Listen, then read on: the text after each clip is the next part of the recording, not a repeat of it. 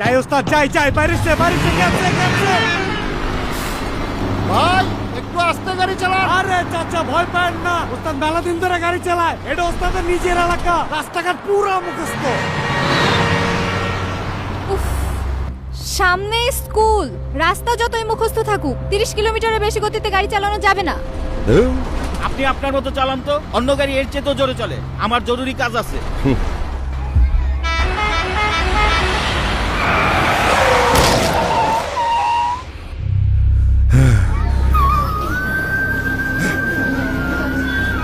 ওস্তাদ এটা তো আপনার মাইয়া।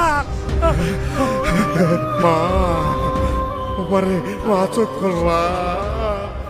আরে আমি তোর বাপ, আমি আর জীবনে জোরে গাড়ি চালাবো না মা।